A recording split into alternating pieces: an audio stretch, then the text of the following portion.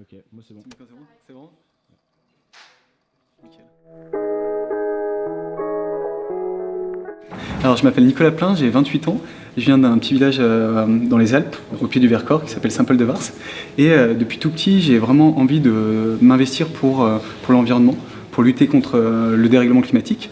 Et c'est pour ça que j'ai intégré l'école polytechnique pour me spécialiser dans les sciences du climat. Et ensuite, je suis allé étudier à l'université de Berkeley aux États-Unis. Et je suis rentré et je suis allé dans l'équipe COP21 interministérielle au cabinet de Ségolène Royal pour m'investir sur ces sujets. Et en fait, quand on regarde ces sujets au niveau global, on se rend compte, comme la COP21 ça a été un succès, mais ensuite on est allé d'échec en échec. Et l'idée, c'est vraiment maintenant de s'investir au niveau local.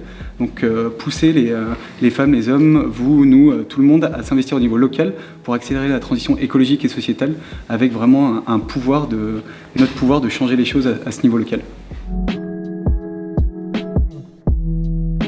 Oui, c'est vraiment ça. Pour le TEDx, vous allez voir, en fait, je parle en 2050 quand on atteint la neutralité carbone.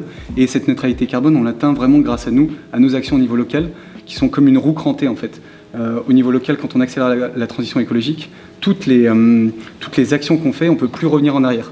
Donc ça, c'est vraiment ça qui est génial et qu'on va arriver tous ensemble à atteindre cette neutralité carbone en 2050.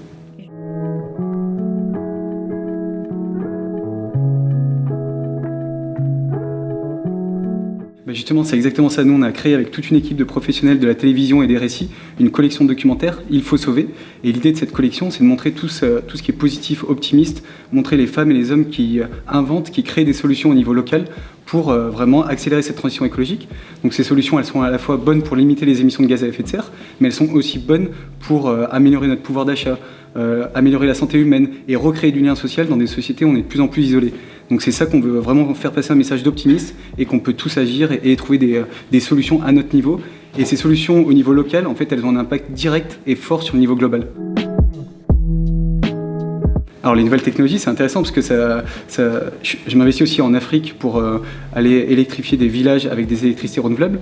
Et là, on voit vraiment qu'on a une possibilité avec les nouvelles technologies, par exemple, d'intégrer plus d'énergie renouvelable, mais c'est dans une certaine mesure. On ne peut pas dire on va tout mettre avec les nouvelles technologies et ça va résoudre le problème du dérèglement climatique, ça c'est complètement faux.